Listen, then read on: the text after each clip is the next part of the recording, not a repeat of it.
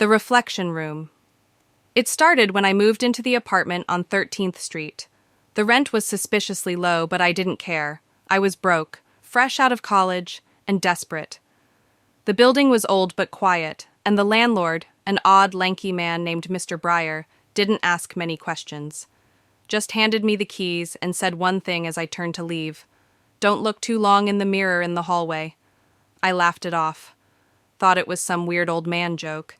Maybe a local legend or superstition. But he wasn't smiling. The hallway had a single mirror across from my door. Tall, thin, antique-looking. Gilded edges, cracked slightly at the top. At first, I barely noticed it. Then I began to catch things. At night, I'd see motion. Not in the apartment, but inside the mirror. Sometimes I'd swear I saw myself standing still in the reflection, even as I walked past. I blamed it on exhaustion, stress, the crappy job. But then things escalated. One night, I dropped my keys outside the door.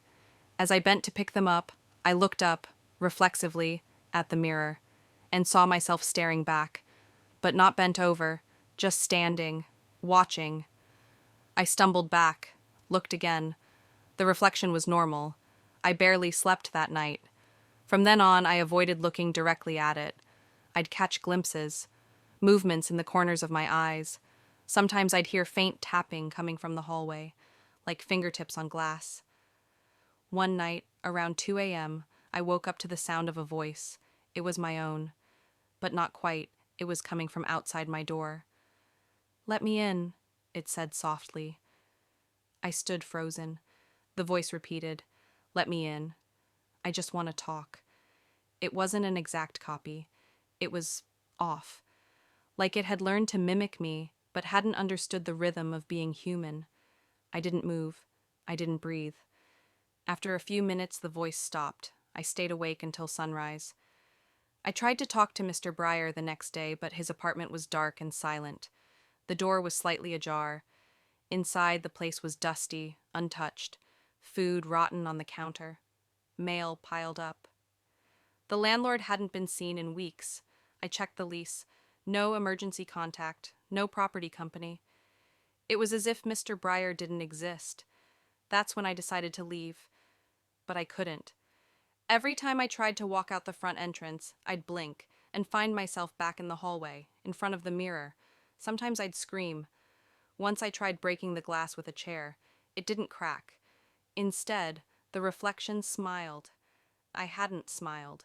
It raised a hand, and so did I, involuntarily. It was controlling me. Each night, the voice returned, closer, more convincing. "I'm you," it whispered. "The better version. Let me out. It's your turn." I stopped sleeping. Then, last week I snapped. I stood before the mirror, staring into its depths, and the reflection stepped back. That's the best way I can describe it. It didn't mirror me, it moved on its own, further into the darkness behind the glass, and I stepped forward. I don't know why. I didn't decide to. I just did.